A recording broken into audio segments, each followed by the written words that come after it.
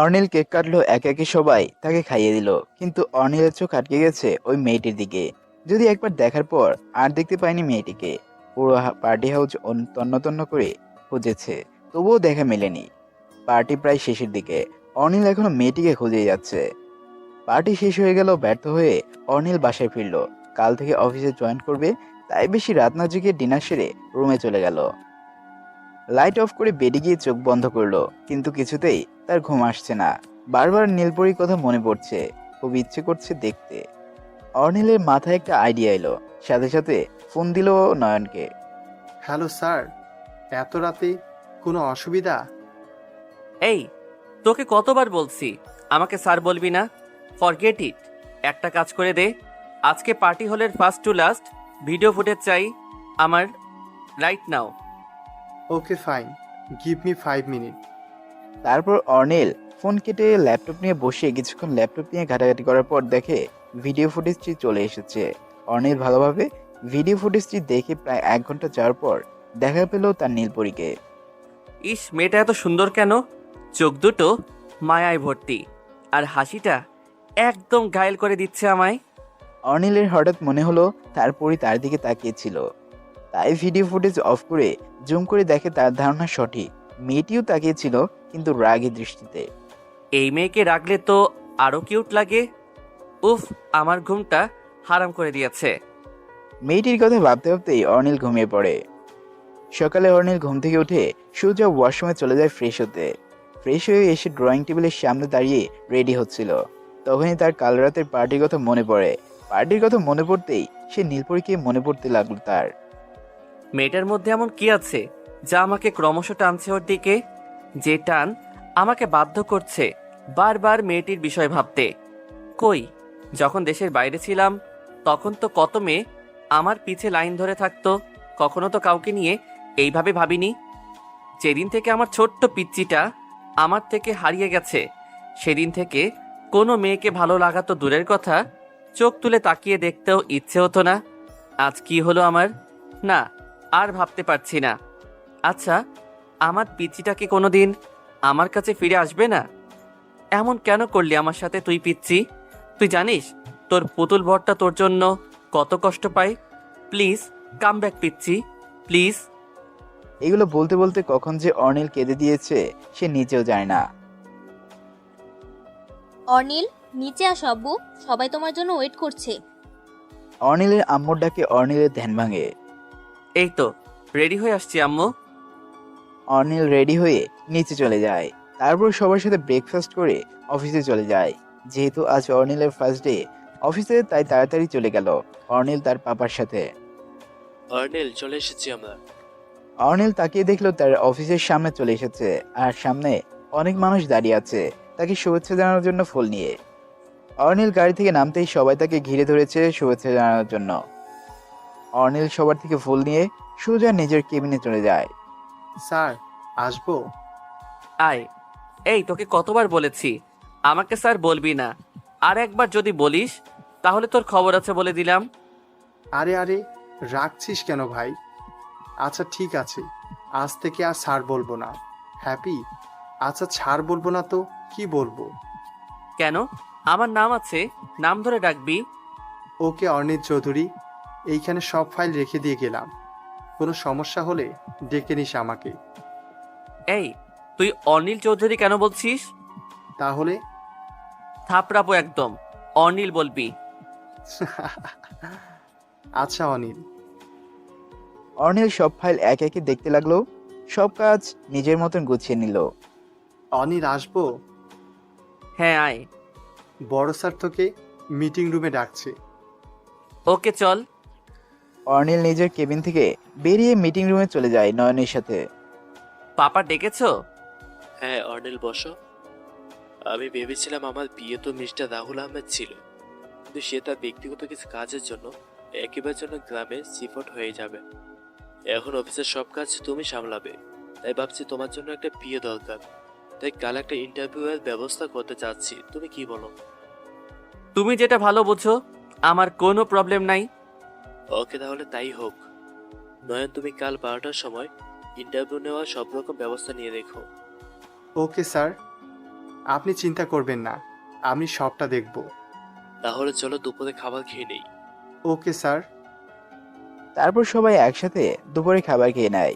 নয়ন চলে যায় কাল ইন্টারভিউর জন্য ব্যবস্থা নিতে, আর অর্নিল কিছু কাজ ছেড়ে আরমান চৌধুরীর সাথে বাড়ি ফিরে যায়। কি ব্যাপার, আজ এত তাড়াতাড়ি চলে আসলে যে? তোমাকে অনেক দেখতে ইচ্ছে করছিল। যাও, তোমার জীবনে আক্কেল জ্ঞান হবে না। ছেলের সামনে কি বলতে হয় কিচ্ছু জানে না। তোমরা থাকো, আমি আসছি ফ্রেশ হয়ে। এই বলে অর্নিল মুচকি হেসে উপরে চলে যায়। হায় মধুমা, তোমাকে লজ্জা পেলে যা লাগে না। চুপ থাকো তো, যাও ফ্রেশ হয়ে আসো। যাচ্ছি যাচ্ছি। অর্নিল রুমে এসে ফ্রেশ হয়ে বারান্দায় গিয়ে দোলনায় বসে। দোলনায় বসতে অর্নিলের চোখের সামনে সেই অপসরীটা মুখটা ভেসে ওঠে। কাজের চাপে মেয়েটার কথা মনেই ছিল না। না মনে পড়াটাই ভালো। আমার পিচ্চি ছাড়া আমি আর কাউকে মনে রাখতে চাই না। কিন্তু মেয়েটার মধ্যে কিছু একটা আছে। কে এই মেয়েটা? আমার কেন যেন ওর মুখটা খুব চেনা লাগে। আমাকে খোঁজ নিতেই হবে মেয়েটাকে, অ্যাট অ্যানি কস্ট। মামুনি, আমার খিদা লেগেছে, আমাকে খেতে দাও। সে কি আজ এই বেলা চলে এলে যে? ধুর, ক্লাস করতে ভালো লাগে না, তাই চলে আসছি। তোমার তো রোজই এক বাহানা। যা টেবিলে গিয়ে বস, আমি খাবার নিয়ে আসছি। ওকে মামুনি। মুয়া। কিরে তিতি মামুনি, চলে আসছিস নাকি? হ্যাঁ বাবাই, চলে আসছি। কই, তুমি খেতে আসো, একসাথে খাবো। এই তো চলে আসছি। মামুনি জলদি এসো, আমার পেটে ইঁদুর ড্রাম বাজাইতেছে। জলদি আসো, জলদি। আরে আসছি আসছি। বাবা রে, একটু তরসাই নেই মেয়ের। মামুনি!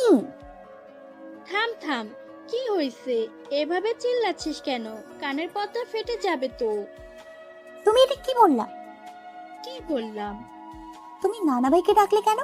নানা ভাই যদি এবার আপামনিকে রেখে চলে আসে তাহলে কেমন হবে? মার দেব একটা, শয়তান মেয়ে। তিতি, তুই যে কবে বড় হবি? বাবাই, একটা কথা রাখবে আমার? তোর কথা আমি পেলেছি কখনো? তোর কথা রাখতে গিয়ে আমাদের পরশু তোকে ছেড়ে গ্রামে যেতে হবে। উফ বাবা, এটা বাদ দাও। আমি কি বলি শোনো, আমি একটা জব করতে চাই। কি বললি তুই? আহা মামুনি, শোনোই না আমার কথা। আমি নিজের পায়ে দাঁড়াতে চাই, নিজে থেকে কিছু করতে চাই। একটা বড় অফিসে বিয়ের জন্য ইন্টারভিউ নেবে, কাল আমি সেখানে যাব। তোমরা প্লিজ কেউ না করো না। আর সবচেয়ে বড় কথা, এটা কোনো অচেনা অফিস না। বাবাই এতদিন ধরে যে অফিসে কাজ করেছে সেই অফিসেই, চৌধুরী ইন্ডাস্ট্রি। চৌধুরী ইন্ডাস্ট্রি? তাহলে আমার কোনো আপত্তি নেই। জানিস তো তিতি, বড় স্যার খুব ভালো একজন মানুষ। তুই ইন্টারভিউ দিতে যা। তুমি কি বলছো এগুলা? আমাদের দিদি কাজ করবে বাহিরে বাহিরে? বাইরে বাইরে কেন বলছো? তুমি তো জানো বড় স্যার আমাদের কত হেল্প করেছে। তুমি আর না করো না, বুঝলে? তিতি নিজের পায়ে দাঁড়াক, এতে ওরই মঙ্গল। যা ভালো বুঝে করো। আমার কথা কে শুনে এই বাসায়? না মামনি, এভাবে বলে না। থাক মামনি, আমি যাব না ইন্টারভিউ দিতে।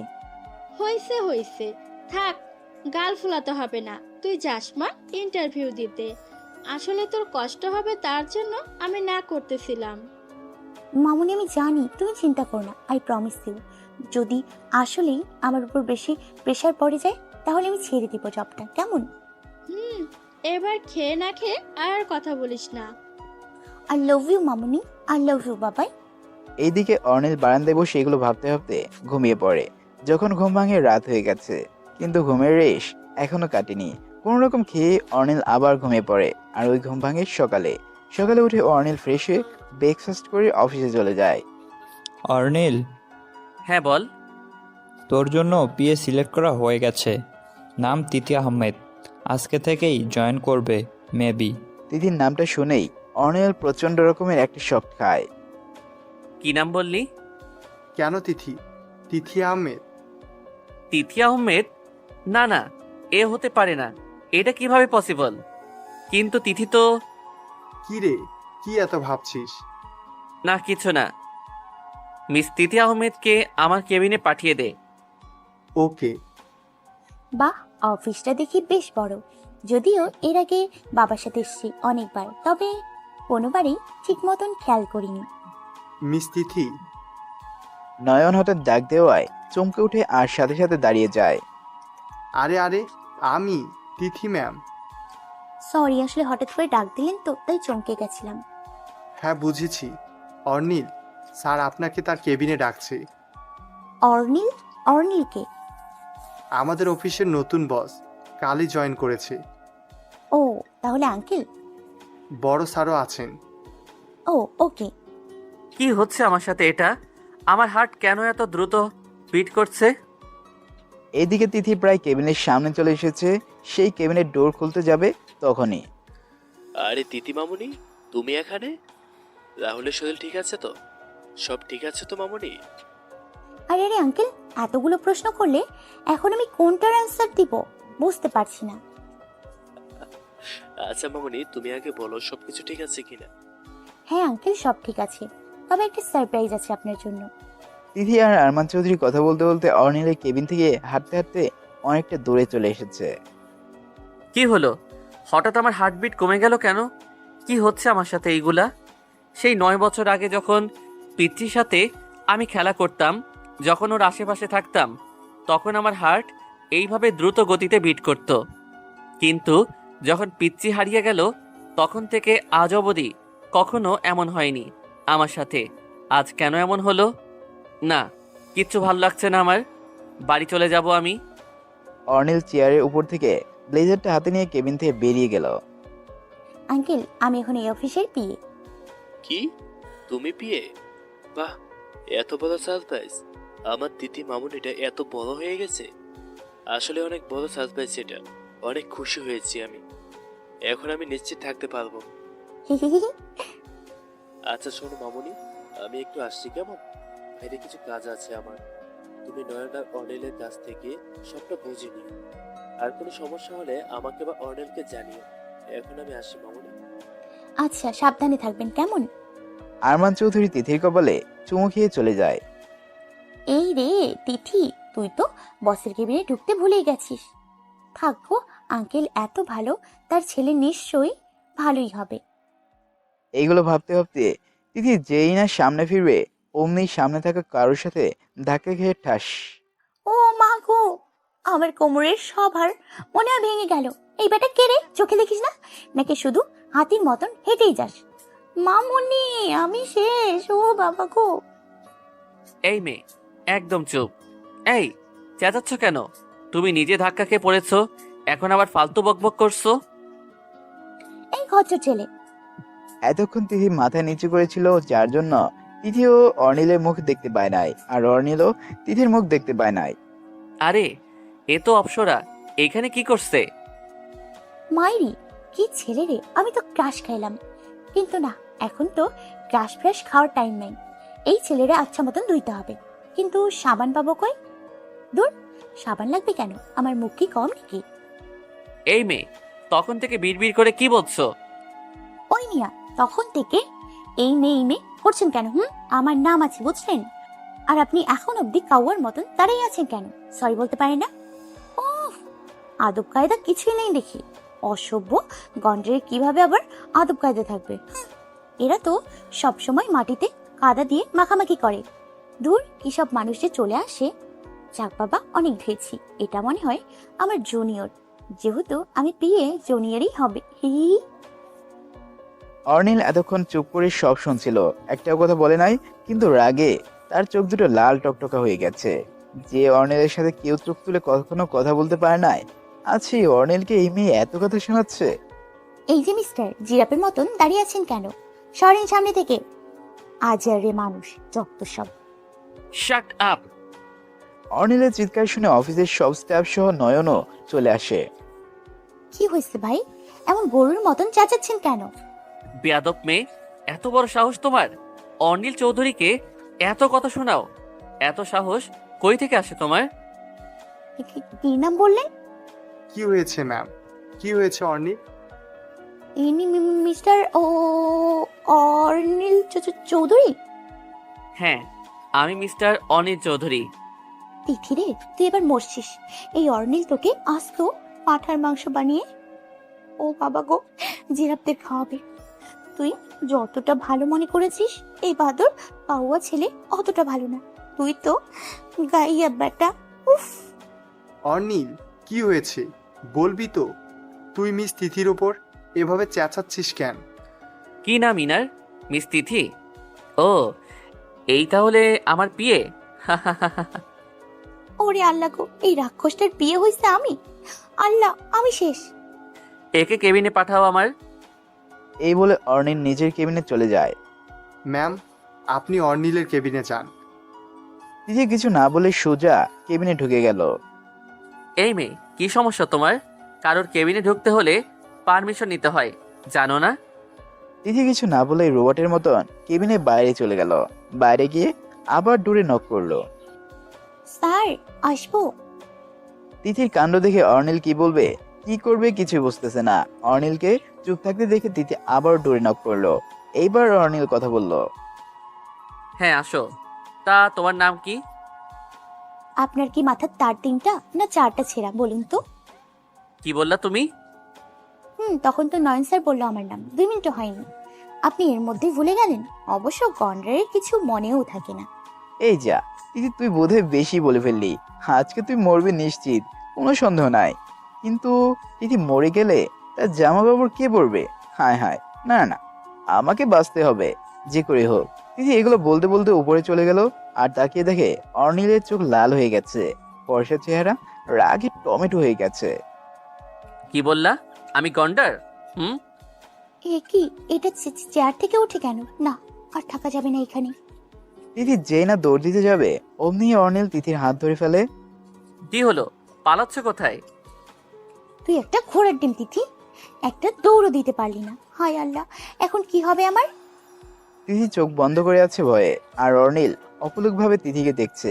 একটা মেয়েকে ভয় পেলে এত অপরূপ লাগে, তিথিকে না দেখলে অর্নিল জানতেই পারতো না।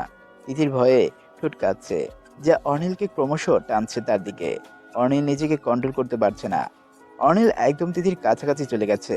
তিথির নিঃশ্বাস অর্নিল অনুভব করতে পারছে। অর্নিলের হার্ট আবারও কারেন্টের মতো গতিতে বিট করছে। অর্নিলকে কিছু বলতে না দেখে তিথি চোখ খুলে দেখে অর্নিল একদম তিথির কাছ চলে এসেছে। আর অর্নিলের চোখ কেমনে জানি নেশা নেশা দেখা যাচ্ছে। ওরে কাউয়া, আপনি এত কাছে আসছেন কেন আমার? উফ, আমার নিঃশ্বাস নিতেও কষ্ট হচ্ছে। তিথির চিৎকার শুনে অর্নিলের হুঁশ ফিরে। এই মেয়ে, একদম চুপ চুপ, একদম কান্না থামাও, থামাও বলছি। অর্নিলের ধমক শুনে তিথি কান্না থামিয়ে দেয়।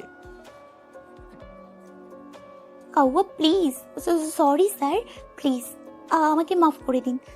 আমি আর এখানে চাকরি করব না, আজই চলে যাব। না, এত সহজে একে ছেড়ে দেওয়া যাবে না। আমার মুখে মুখে তর্ক করে এই মেয়ে, একে তো শায়েস্তা করেই ছাড়বো।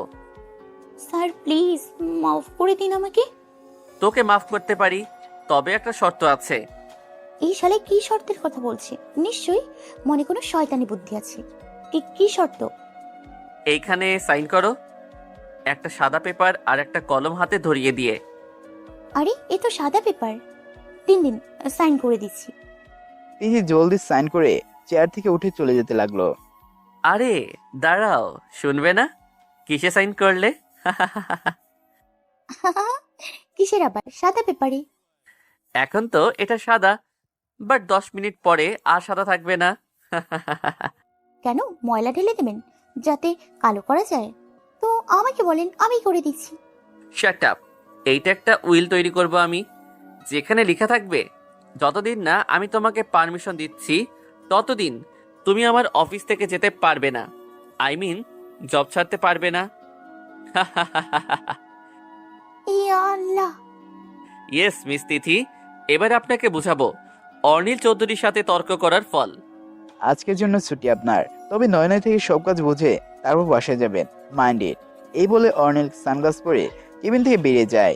আর যাওয়ার সময় সানগ্লাসটা চোখের একটু নিচে নামিয়ে তিথিকে চোখ মারে। ইউ চৌধুরী, আপনাকে আমি দেখে নিব। কুত্তা, বিলাই, শেয়াল, নেকড়ে, মুরগি। না, এটা মুরগি না। মুরগি না তাহলে এটা কি? ধুর, যাই না, কি এটা ভালো লাগে না। তিথি বিড়বিড় করতে করতে নয়নের কাছে চলে যায়। আর এদিকে অনিল গাড়িতে বসে একটু আগের কথা ভেবে একা একা হাসছে। কিছু আছে এই মেয়েটার মধ্যে, কেমন যেন নেশা নেশা লাগে ওকে দেখলে। কিন্তু বড্ড বেশি কথা বলে মেয়েটা। ওর বিষয়ে সব খোঁজ নিতে হবে আমাকে। কে ওই তিথি আহমেদ? উফ আল্লাহ, কেন যে এই কোম্পানিতে জব করতে গেলাম, তোর ভাল লাগে না। এই রাক্ষসটা তো আমার জীবন শেষ করে দেবে এখন। জবটা তো ছাড়তেও পারবো না, পাকনামি করে কেন যে সাইড করতে গেলাম রুমে ঢুকতে ঢুকতে। কি রে তিথি, এত জলদি চলে এলে? নিশ্চয় কোনো অঘটন ঘটায় আসছিস, তাই না? আমি কি অঘটন ঘটাবো? ঘটাইছে তো ওই বেটা হনুমান, দেখে নিব ওকে আমি। কি বলছিস? অফিসে আবার হনুমান আসলো কই থেকে? উফ মামুনি, তুমি খাবার দাও তো, আমার খিদা লেগেছে। আচ্ছা, দিচ্ছি। কিন্তু অফিসে হনুমান আসলো কই থেকে? নিচের রুমে যেতে যেতে এদিকে অর্নিলও বাসায় চলে এসেছে। কিরে অনিল, চলে এলি যে এত জলদি? এমনি আম্মু, কাজের চাপ খুব একটা ছিল না তাই। ও আচ্ছা, তা শুনলাম তিথিমা নাকি অফিসে তোর পিএ হিসেবে সিলেক্ট হয়েছে। হুম। যাক, ভালোই হয়েছে। মেয়েটা কিন্তু খুব ভালো। ভালো নাকি তা তো ভালো মতনই জানি। কিছু বললি? না, কিছু না। পরের দিন অফিসে। স্যার কেমন আছেন? আরে রাহুল যে, ভালো আছি। তুই কেমন আছিস? আরে তুই আমাকে স্যার বলছিস কেন? তুই আমার বিয়ে, এটা তো পরিচয় না। আমার বন্ধু তুই, এটা পরিচয়, বুঝলি? আচ্ছা ঠিক আছে রে বাবা। তা কি মনে করে এতদিন পর? আর দিদি বাবা কই? তিথি, এই তো আমি তোমার পেছনে। হায় রে, এই মেয়ে যে কবে বড় হবে? রাহুল, কি হয়েছে তোর? মন খারাপ? তিথির বাবাই কিছু না বলেই আরমান চৌধুরীকে জড়িয়ে ধরে কেঁদে দেয়। আরে কি হয়েছে, কাঁদছিস কেন? বল আমাকে, কি হয়েছে? আজকে আমরা গ্রামে চলে যাচ্ছি রে, মেয়েটাকে রেখে। তুই জানিস তিথিকে ছেড়ে আমি থাকতে পারি না, তবুও যেতে হচ্ছে। তিথি তার বাবার কথা শুনে নিজেও কেঁদে দিয়েছে। সে কি, আজকে চলে যাবি? রে, আজকে যেতে হবে। তুই আমার তিথিকে দেখে রাখিস কেমন? তুই চিন্তা করিস না, তিথি কি শুধু তোর মেয়ে? ও তো আমারও মেয়ে। বাবা আসবো? কাচের ডোর দিয়ে অনিল দেখতে পাচ্ছে তিথির বাবা। তিথি আরমান চৌধুরী সবার সামনে, সবার চোখে পানি ছলছল করছে। অনিল এর কারণ কিছু বুঝতে পারলো না। হ্যাঁ, আসো অর্ণিল। আসসালামু আলাইকুম আঙ্কেল, কেমন আছেন? ভালো আছি বাবা, তুমি কেমন আছো? ভালো আঙ্কেল, কিন্তু আপনার কি হয়েছে, কাঁদছেন কেন? তিথির বাবাই অনিলকে সব খুলে বলে। আঙ্কেল, আপনি একদম টেনশন করবেন না। তিথির খেয়াল আমরা সবাই মিলে রাখবো। আপনি একদম টেনশন ফ্রি থাকবেন, কেমন? আচ্ছা, তিথি যদি আমাদের সাথে থাকে, আমাদের বাড়িতে থাকে, তাহলে কেমন হয়? তাহলে ও ঠিকভাবে খেয়াল রাখতে পারবো আমরা। তাছাড়া অফিসের কাজের পর বাসায় গেলে আমরা সবাই আছি। অনিলের আম্মুর সাথে গল্প গল্প করে দিনগুলো কাটিয়ে দেবে। একা একা কিভাবে থাকবে মেয়েটা? রাহুল, তুই কি বলিস? হ্যাঁ বাবা, তুমি একদম ঠিক বলেছ। না না তাক। তুই চুপ কর, তিথি আমাদের সাথেই থাকবে, ব্যাস। এই রে তিথি, তুই শেষ। তুই যদি ওই বাসায় যাস তাহলে এই ডেভিল তোকে যেমন অফিসে জ্বালাবে তেমন বাসায় জ্বালিয়ে মারবে। না আঙ্কেল, আমি যাব না, আমি থাকবো না এই রাক্ষসটার সাথে। তিথির কথা শুনে তিথির বাবা সহ আরমান চৌধুরী অবাক। আর অর্নিল ভালোভাবে বুঝছে রাক্ষস অর্নিলকেই বলেছে। তিথি তাই তিথির দিকে অর্নিল রাগে চোখে তাকিয়ে রয়েছে। রাক্ষস কে মামনি? আমাদের বাসায় রাক্ষস কই থেকে আসবে? আছে আঙ্কেল, আছে, অনেক বড় একটা রাক্ষস আছে, আমি যাব না। আচ্ছা তিথি যখন যেতে চাচ্ছে না তখন তাক। না না আঙ্কেল, তিথি যাবে। আমি যাব না। এইটুকু বলে তিথি অর্নিলের দিকে তাকাতেই দেখে অর্নিল চোখ লাল করে তিথির দিকে তাকিয়ে রয়েছে। আমি যাব। আচ্ছা ঠিক আছে, তোর যেটা ভালো মনে হয়। আমার সময় হয়ে গেছে রে, আমাকে যেতে হবে। তিথির আম্মু স্টেশনে বসে রয়েছে। আচ্ছা চল। বাবা আমিও যাব। সবাই কেবিন থেকে বেরিয়ে নিচে চলে যায়। তিথির বাবা আর আরমান চৌধুরী যেই সামনে গাড়িতে বসে যায়, তিথিও সেই দিকে যেতে যাচ্ছিল। এই মেয়ে, ওইদিকে কোথায় যাচ্ছ? আপনাকে বলবো কেন, আমি আমার বাবার সাথে বসবো। মাথায় মনে হয় একটু জ্ঞান বুদ্ধি নেই। ওইখানে বড়রা বসছে, তুমি এতটুকু মেয়ে বড়দের মাঝে কেন যাবা? আপনার কি, আমি আমার বাবার সাথে বসবো। চুপ একদম, চলো আমার সাথে, তুমি আমার গাড়িতে বসবে। তিথির হাত ধরে অর্নিল জোর করে অর্নিলের গাড়িতে বসিয়ে দেয়। সিট বেল্ট বাঁধো। তিথি মুখ ফুলিয়ে বসে রয়েছে, অর্নিলের কথা শুনেও না শোনার মতো ভান করছে। এই মেয়ে, কানে শোনো না? তিথির কোনো রেসপন্স না পেয়ে অর্নিল নিচের তিথির কাছে চলে যায় সিট বেল্ট বাঁধতে। তিথি কাছাকাছি যাওয়ার সাথে সাথে অর্নিলের হার্টবিট বেড়ে গেল। অর্নিলের কাছে মনে হচ্ছে অর্নিলের হার্টবিট করার শব্দ বাইরে থেকে তিথিও শুনতে পাচ্ছে। আর তিথি চোখ বড় বড় করে অর্নিলের দিকে তাকিয়ে রয়েছে কি হচ্ছে তা বোঝার জন্য। অর্নিল তাড়াতাড়ি করে সিট বেল্ট বেঁধে নিচের দিকে চলে আসে।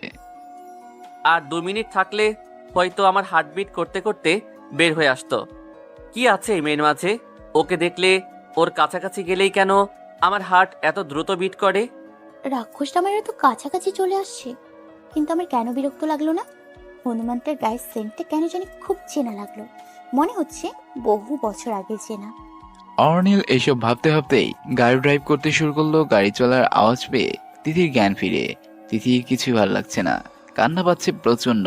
তিথি বাইরের দিকে মুখ করে সিটের সাথে হেলান দিয়ে বসে রয়েছে। আর অর্নিল তিথিকে আর চোখে বারবার দেখছে। কালো গ্রাউন্ড, এর সাথে হালকা মেকআপ, কোমর অবধি ছেঁড়া দেওয়া চুল, সামনে কিছু অবাধ্য বাতাসে চুলের সাথে মিলিয়ে তাল মিলিয়ে বারবার তিথির মুখের ওপর যেন যেয়ে পড়েছে। আর তিথি অযথায় সেগুলো হাত দিয়ে সরানোর চেষ্টা করছে। অর্নিলের খুব ইচ্ছে করছে তিথির চুলগুলোকে হাত দিয়ে সরিয়ে দিতে, কিন্তু কোনো এক জড়তার কারণে পারছে না। হঠাৎ অর্নিল তাকিয়ে দেখে তিথির গাল বেয়ে ফোঁটা ফোঁটা পানি টপকে পড়ছে। তিথির চোখে পানি দেখে অর্নিলের বুকটা ধুক করে ওঠে। অর্নিল এই এক সাইডে গাড়ি নিয়ে ব্রেক করে। হঠাৎই গাড়ি ব্রেক করায় তিথি চমকে ওঠে। অর্নিলের দিকে তাকিয়ে দেখে অর্নিল করুণ দৃষ্টিতে তিথির গালের দিকে তাকিয়ে রয়েছে। তিথি এতক্ষণ বুঝতে পারলো তিথি কান্না করছিল সারা রাস্তা জুড়ে। সাথে সাথে তিথি চোখের গালের পানিগুলো হাত দিয়ে মুছে ফেলে। তিথি, কান্না করছো কেন? কি হইছে আমাকে বলো। আমার কোনো কথায় খারাপ লেগেছে? তিথি মাথা নাড়িয়ে না বলে। তাহলে কি হয়েছে বলো আমাকে, প্লিজ বলো। বাবা। এইটুকু বলেই তিথি আরো জোরে কান্না করতে শুরু করে দেয়। অর্নিল এবার বুঝলেও তিথি এতক্ষণ যাবৎ কেন কান্না করছে। আহা, কান্না করে না প্লিজ। আঙ্কেল খুব শীঘ্রই আবার চলে আসবো। কান্না করো না প্লিজ। অর্নিল না চাইতে অর্নিলের অবাধ্য হাত তিথির গালে চলে যায়। হাত দিয়ে সুন্দর করে অর্নিল তিথির চোখের পানিগুলো মুছে দেয়। কান্না করো না প্লিজ। দেখো কি করেছো ফেসের। কান্না করতে করতে লাল টমেটো হয়ে গেছে। আঙ্কেল এইভাবে তোমাকে দেখলে কষ্ট পাবে না বলো? এবার তিথির কান্না থেমে গেল। অর্নিলের জন্য জীবন ফিরে পেল আবার। অর্নিল আবার ড্রাইভ করতে শুরু করলো। কিছুক্ষণের মধ্যে গাড়ি স্টেশনে পৌঁছে গেল। অর্নিল আগে থেকে নেমে তিথির সিট বেল্ট খুলে তিথিকে গাড়ি থেকে নামিয়ে নিয়ে আসে। আরমান, তুই আমার মেয়েটাকে দেখে রাখিস, ও যেন কষ্ট না পায়। তিথির বাবা এই কথাগুলো বলতে বলতে কেঁদে দিল। তুই চিন্তা করিস না, দিদিকে আমি আমার মেয়ের মতো রাখবো, এইটুকু ভরসা রাখিস। তিথি, ভালো মতো খাওয়া দাওয়া করবি, নিজের যত্ন নিবি, আর ঠিক টাইমে শুয়ে নিবি, নয়তো তোর জ্বর আসবে। তুমি সাবধানে থাকবে, মামুনির খেয়াল রাখবে, আর মেডিসিন ঠিক মতন নেবে। সকালে পেপার পড়তে পড়তে আবার ঘুমিয়ে পড়ো না, মনে করে মেডিসিন খেও। তিথি আর বলতে পারছে না, গলা ধরে আসছে তিথির। আর না পেরে তিথি তার বাবাকে জড়িয়ে ধরে হাওয়া করে কেঁদে দেয়। সাথে তিথির বাবাও। আরমান চৌধুরীর সাথে চোখে পানি ছলছল করছে। অনিলের খুব খারাপ লাগছে। আসি রে মামুনি, টাইম হয়ে গেছে, স্টেশন ছেড়ে দিবে। আরমান, আসি। অর্নিল বাবা, আমার মেয়েটাকে দেখে রেখো বাবা। সবাইকে বিদায় জানিয়ে তিথির বাবা ট্রেনে উঠে পড়ে। সাথে সাথে ট্রেন ছেড়ে দেয়। তিথি ফুপিয়ে ফুপিয়ে কান্না করছে। অর্নিল, তুমি দিদিকে নিয়ে আসো। অনিল যে তিথির কাঁধে হাত রাখতেই তিথি ঘুরে অনিলকে জড়িয়ে ধরে আরো জোরে কেঁদে দেয়। অনিলও পরমাদরে তিথিকে নিজের বুকের সাথে চেপে ধরে রাখে। তিথিকে কান্না করতে দেখে অনিলের প্রচন্ড খারাপ লাগছে। শান্ত হও তিথি, এইভাবে কান্না করে না। আন্টি আঙ্কেল কি একেবারে চলে গেছে নাকি? বোকা মেয়ে, আসবে তো আবার কাজ মিটে গেলেই। এমন করে না, তুমি না কত লক্ষ্মী মেয়ে। আপনি জানেন না রাক্ষস, আমি মামুনি বাবাকে ছাড়া একটা দিনও কখনো কাটাইনি। কিভাবে থাকবো আমি মামুনি আর বাবাকে ছাড়া? এমন করে না, তুমি না কত লক্ষ্মী মেয়ে। অর্নিলের কথা শুনে তিথি থ হয়ে যায়। অর্নিল নিজেও অবাক, কি বললো এটা? লক্ষ্মীটা আপনার সাথে বিয়ে হলে মানে? ও কিছু না, বাদ দাও, চলো গাড়িতে উঠো। এই বলে অর্নিল হাঁটা ধরে। রাক্ষস চামচিকা, এইটা কি বললো? বিয়ে মানে? পাখির মতন মাথার উপর দিয়ে গেল। উফ, দূর, এই রহস্যওয়ালা রহস্য বের করতে গেলে আমার মাথার চুল একটাও থাকবে না। তিথি, গাড়িতে উঠবে নাকি আমি উঠাবো? তিথি কিছু না বলে চুপচাপ গাড়িতে যেয়ে বসে পড়ে। সারা রাস্তায় তিথি অর্নিলের সাথে কথা বলে নাই। তিথির মন খারাপ দেখে অর্নিলও আগে বাড়িয়ে তিথির সাথে কথা বলেনি। তিথি নামো, বাসায় পৌঁছে গেছি আমরা। অর্নিলের কথা শুনে তিথি সামনের দিকে তাকিয়ে দেখে বিরাট বড় এক বাড়ি, সাথে অনেক বড় গার্ডেন। গার্ডেনের এক পাশে মাঝখানে সুইমিং পুল, পিছনের দিকে অনেক ধরনের ফুল গাছ, আরেক পাশে অনেক বড় একটা দোলনা, সাথে কাচের ঘরের মতন দেখা যাচ্ছে, কিন্তু ভিতরে কি আছে কিছু বোঝা যাচ্ছে না। তিথি, তুমি কি নামবা? এটা কই নিয়ে আসলেন? আগে নামো। তিথি অর্নিলের কথায় নেমে যায়। এই কোথায় নিয়ে এলো রে বাবা? দেখতে তো ভালোই দেখাচ্ছে, আমাকে আবার মেরে ফেলবে না তো? আপনাকে কেউ মারবে বলে নিয়ে আসিনি এখানে, বুঝলেন? যা বাবা, হনুমানটা বুঝলো কিভাবে আমি এগুলো বলছি? যে জোরে জোরে বলে যে কেউ শুনবে ওর কথা। আরে তিথি মামুনি, তুই চলে আসছিস? জানিস কতক্ষণ ধরে তোর জন্য অপেক্ষা করতেছি। তিথি এবার বুঝতে পারলো এইটা অর্নিলদের বাড়ি। অর্নিলের আম্মু বাবার সাথে সবসময় দেখা সাক্ষাৎ হলেও কখনো বাড়িতে আসা হয়নি তিথির, তাই প্রথমে চিনতে পারেনি। আয় মামুনি, ভিতরে আয়। অর্নিলের আম্মু তিথিকে ঘরে নিয়ে যায়। তিথি বাড়ির ভিতরটা দেখে আরো অবাক, সবকিছু কি সুন্দর করে সাজানো, দেয়ালে নানা ধরনের আর্ট করা ছবিটি আনানো, দেখে মনে হচ্ছে অনেক দামি। প্রতিটা ঘরের সামনে পর্দা দেওয়া আছে, কোথাও কোথাও ফুলদানির মধ্যে নানা ধরনের প্লাস্টিকের ফুল, কার্পেট বিছানো সব জায়গায়, মাঝখান দিয়ে সিঁড়ি উপরে তলায় যাওয়ার জন্য। তিথি যা, ফ্রেশ হয়ে আয় মামুনি, আজ তোর সাথে অনেক গল্প করব। যা জলদি। শিখা, তুই তিথিকে ওর রুমটা দেখিয়ে দে। আচ্ছা আপা, আপনি আসেন আমার সাথে আম্মা। তিথি এতক্ষণে কোনো কথা বলার সুযোগ পেল না, শুধু শিখার সাথে নিজের রুমে চলে গেল। কিরে অর্নিল, তুই এখানে দাঁড়িয়ে আছিস কেন? তুইও যা, ফ্রেশ হয়ে আয়। না আম্মু, আমাকে অফিস যেতে হবে, কাজ বাকি আছে এখনো। আচ্ছা, সাবধানে যাস তাহলে। ওকে আম্মু, তুমিও সাবধানে থেকো আর তিথির খেয়াল রেখো। তিথি নিজের রুমে এসে আরো অবাক, এত সুন্দর করে সাজানো রুমটা। একপাশে কাভার্ড রাখা, মাঝখানে একটা অনেক বড় বেড, বেডের পাশে থাই গ্লাস, ডোর দেওয়া যেটা দিয়ে বারান্দায় যাওয়া যাবে।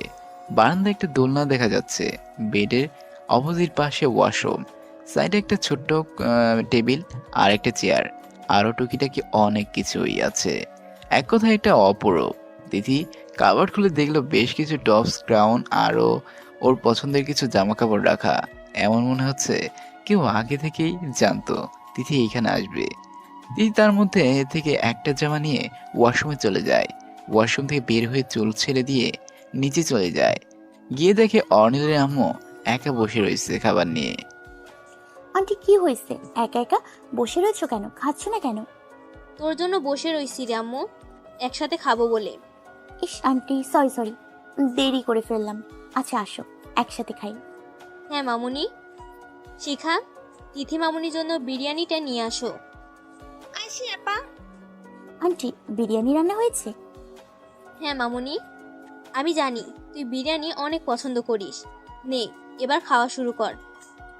শিখা, তুইও আয়, একসাথে খাবো। তিনজন মিলে একসাথে খেয়ে নেয়। খাওয়ার পর তিনজন মিলে সন্ধ্যা অবধি আড্ডা দেয়, যাকে বলে গল্পের জোয়ার। তিথিরও বেশ ভালো লাগছে, মনেই হচ্ছে না এটা তার বাড়ি না। আড্ডা দিতে দিতে মাগরিবের আজান দিয়ে দেয়, সবাই উঠে যায় নামাজ পড়ার জন্য। নামাজ পড়ার পর তিনজন মিলে লুডো খেলা শুরু করে। এরই মধ্যে অর্নিল আর অর্নিলের বাবা চলে আসে। বাহ, সবাই দেখছি লুডো খেলায় ব্যস্ত। ইয়াহু, আমি জিতে গেছি, ইয়ো ইয়ো ইয়ো। মেয়েটা আর বড় হলো না। তা মিস তিথি, হবে নাকি আমার সাথে এক গেম? আছে নাকি সাহস অনিল চৌধুরীর সাথে খেলার? ওহে বনে ছেলে, অ্যাটিটিউড সাইডে রাখেন। তিথি আহমেদের সাথে খেলতে আসা মানে হারতে আসা, ওকে? ও মাই গডনেস, হা হা হা হা। আসো তাহলে দেখা যাক কে জিতে। আসেন। শুরু হয়ে যায় তিথি আর অর্নিলের মাঝে খেলা। তিথি অর্নিলের গুটি কাটতে কাটতে করুণ দশা করে দিয়েছে। আমি জিতে গেছি, ওই হই বললে বললে, সাবা সাবা, ওইও। তিথি সারা রুম ভরে দৌড়াচ্ছে আর কি যে বলে যাচ্ছে ওই বুঝে। আর ওইসব বাচ্চামো দেখে সবাই হাসতে হাসতে গড়াগড়ি খাচ্ছে, সাথে অর্নিলও। এই যে অ্যাটিটিউডের ফেরিওয়ালা, দেখেছেন কে জিতলো? তিথির সাথে কেউ পারে না, ওকে? তোমাকে পরে দেখে নিব, হা হা হা হা হা। অর্নিল ফ্রেশ হতে উপরে চলে যায়। এসে একেবারে সবার সাথে বসে ডিনার করে আড্ডা দেওয়া শুরু করে। প্রায় রাত 10টা বেজে গেছে। হইছে হইছে, আর আড্ডা দিতে হবে না, চলো সবাই ঘুমাতে যাও, কাল অফিস আছে সবারই। হ্যাঁ আন্টি, ঠিকই বলেছ। আসি তাহলে, গুড নাইট আঙ্কেল আন্টি। অর্নিলের দিকে তাকিয়ে তিথি একটা ভেঙচি কাটে আর সাথে সাথে অর্নিল তিথিকে চোখ মারে। লুচু ছেলে 1 নম্বরের, লুচুগিরি করার জন্য যদি কোথাও প্রতিযোগিতা হতো তাহলে এই ছেলেই 1 নম্বর হতো। Good night all. Good night. সবাই চলে যায় যে যার রুমে। তিথি রুমে এসে বারান্দায় যায়। জ্যোৎস্নার রাত আজ, চাঁদ আর মায়া ভরা আলো দিয়ে সব জায়গায় ভরিয়ে দিছে। মাঝে মাঝে শীতল বাতাস আসতেছে। তিথির খুব ভালো লাগছে পরিবেশটা। তিথি যে দোলনায় বসে আকাশ দেখার ব্যস্ততা হয়ে যায়। এদিকে অর্নিল ল্যাপটপে কিছু কাজ করে ফ্রেশ হয়ে বেডে চলে যায়, কিন্তু তার কিছুতেই ঘুম আসছে না। খুব ইচ্ছে করছে তিথিকে একবার দেখতে। কন্ট্রোল ইয়োর সেলফ অনিল, কি হচ্ছে তোর এগুলা? কেন করছিস এমন? চুপচাপ ঘুমিয়ে যা। কিছুক্ষণ বৃথা চেষ্টা করলো ঘুমানোর অর্নিল। না, এইভাবে হবে না, ঘুম আমার আসবে না। একবার যে দেখেই আসলেই ঘুম আসবে, কিন্তু তিথি যদি রেগে থাকে তাহলে কি ভাববে ও? যা ইচ্ছে ভাবুক, আমি যাবই। যা ভাবা তাই কাজ। অর্নিল চলে গেল তিথিকে দেখতে। তিথির রুমে যে দেখে তিথির রুমে লাগানো না, চাঁদের আলোয় স্পষ্ট দেখা যাচ্ছে বেড খালি, বেডে কেউ নাই। অর্নিল একটু ভয় হলো, তারপর ভাবলো হয়তো ওয়াশরুমে। উকি দিয়ে দেখে না, ওয়াশরুমেও তো নেই। অর্নিল এবার একটু বেশি ভয় লাগছিল, হার্টবিট বেড়ে যাচ্ছিল অর্নিলের। অর্নিল আস্তে করে দরজা ফাঁক করে ভিতরে যায়, এদিক সেদিক তাকায়। হঠাৎ করে তার চোখ যায় বারান্দার দোলনায়। তার অবসরী দোলনায় ঘুমিয়ে আছে। চাঁদের আলোয় তিথিকে আরো মায়াবী লাগছে। হালকা বাতাসে তিথির সামনের চুলগুলো মুখের উপর এসে পড়েছে। অর্নিল ধীর পায়ে বারান্দায় তিথির পাশে গিয়ে দাঁড়ায়, হাত দিয়ে আলতো করে চুলগুলো সরিয়ে কোলে তুলে নেয় তিথিকে। অর্নিল তিথিকে কোলে তুলে নিয়ে এসে বেডে শুইয়ে দিল। হালকা ঠান্ডা ঠান্ডা লাগছে, তাই একটা কম্বল তিথির গায়ে দিয়ে তিথির কপালে ছোট্ট একটা চুমু দিয়ে সেখান থেকে বেরিয়ে যায় অর্নিল। মেয়েটা এত কেয়ারলেস, আগে জানতাম না। বারান্দায় তিনি ঘুমিয়ে গেছে, হায় রে। আর এই মেয়ের রূপ, ইস, দিনে দিনে আরো ঘায়ল করে দিচ্ছে আমায়। অর্নিল এগুলো ভাবতে ভাবতে বেডে গিয়ে শুয়ে পড়ে। সকালে কি ভালো একটা ঘুম হলো, উফ, মনটা ফুরফুরা হয়ে গেল। কিন্তু আমি বেডে আসলাম কেমন করে? আমি তো বারান্দায় ছিলাম, বেডে আসলাম কখন? আরে ধুর, আসছি হয়তো খেয়াল নাই। যাই, জলদি নামাজটা পড়ে নেই। তিথি অজু করে নামাজ পড়ে কিচেন রুমে চলে গেল কফি বানাতে। আজ মে উপর আসমান নিচে, আজ মে আগে জামানা হে পিছে, ইয়াহু আজ মে উপর। ইস, সকাল সকাল এমন বাজে কণ্ঠে কে গান গাইছে রে? কোনো পেতনি আসলো নাকি আমাদের বাসায়? অর্নিলের কথা শুনে তিথির সামনে তাকিয়ে দেখে অর্নিল নীল রঙের একটা টি শার্ট পরা, পুরো শরীর ঘামে ভেজা। অর্নিলকে দেখে মনে হচ্ছে এক্সারসাইজ করে আসছে এইমাত্র।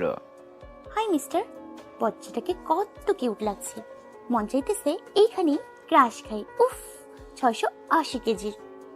এই যে কালাগন্ডার, আপনি বাজে কণ্ঠে কাকে বলছেন? হ্যাঁ, আর পেতনি বা কাকে বলছেন? আপনারা জানেন কলেজের সবাই আমার গান শোনার জন্য কত ব্যাকুল ছিল। যারা তোমার গান শোনার জন্য ব্যাকুল ছিল তাদের কান নিশ্চিত খারাপ ছিল। দেখুন, বাজে কথা বলবেন না, একদম খারাপ হয়ে যাবে বলে দিচ্ছি। তোমার বাজে কথা শোনার মুড নেই এখন আমার। আমার জন্য কফি বানিয়ে আমার রুমে দিয়ে যাও এক্ষুনি। আমি কেন আপনার জন্য কফি বানাবো? বানাবো না আপনার জন্য কফি আমি। কি বললে? এ কি, আপনি কিচেন রুমের দিকে আসছেন কেন? দূরে থাকুন বলে দিচ্ছি, একদম আসবেন না এদিকে। কি হলো, ভয় পাচ্ছ কেন? তুমি না বলেছিলে কফি বানাবে না আমার জন্য? হ্যাঁ ঠিকই তো বলেছি, আমি বানাবো না আপনার জন্য কফি। ও রিয়েলি? দেখুন খারাপ হয়ে যাবে, আমার কাছে আসবেন না আপনি। কে শুনে কার কথা?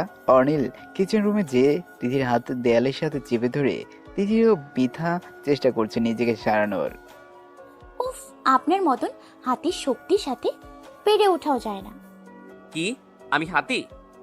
ধুর, হাতি নয়, আরো অনেক কিছু।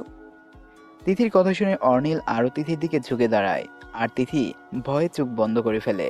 অর্নিল তিথিকে পলকহীন ভাবে দেখেই চলেছে। কি মিষ্টি এই মেয়েটা, ওর ঠোঁটজোড়া আমাকে ওর দিকে চুম্বকের মতন টানে। কেন হয় এমন? এই মেয়েটার মধ্যে নেশা আছে, যে নেশা আমি না চাইতেই পান করে ফেলছি। নেশাগ্রস্ত হয়ে গেছি আমি তিথি নামক মেয়েটার নেশায়। হ্যালো কাউ আছেন? আমি কফি বানিয়ে দিব আপনাকে, এবারের মতো ছেড়ে দিন আমাকে প্লিজ। তিথির কথা শুনে অর্নিল তিথিকে ছেড়ে দিয়ে সোজা নিচের রুমে চলে যায়, কোনো কথা না বলে। যাক বাবা, এমন রিয়েক্ট করলো কেন? কিছু ভুল করলাম নাকি? দূর, চলে গেছে ভালো হয়েছে, বেঁচেছি আমি। এবার কফি বানিয়ে জলদি দিয়ে আসলেই আরো বেঁচে যাব। তিথি বকবক করতে করতে কফি বানানো শুরু করলো। কি করছি আমি এগুলো? কি চলছে আমার মাইন্ডে এগুলো? আমার পিচ্চি যদি কখন আমার কাছে ফিরে আসে, আর যদি দেখে আমি তাকে ভুলে অন্য একটা মেয়ের প্রতি আকৃষ্ট হয়ে যাচ্ছি, তাহলে কত কষ্ট পাবে আমার পিচ্চিটা। না, এ হতে দেওয়া যাবে না। যতটা সম্ভব আমাকে তিথির কাছ থেকে দূরে দূরে থাকতে হবে, এটাই একমাত্র রাস্তা। যাক, কফি বানানো শেষ, রাক্ষসটাকে দিয়ে আসি। তিথি একটা দুজনের জন্য 2টা কফি কাপ নিয়ে বাইরে উপরে চলে যায়।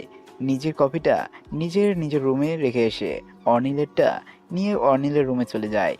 ডোর হালকা ভেরানো, তাই তিথি প্রথমে ডোরে নক করে, কিন্তু ভিতরে থেকে কোনো সারা শব্দ নেই।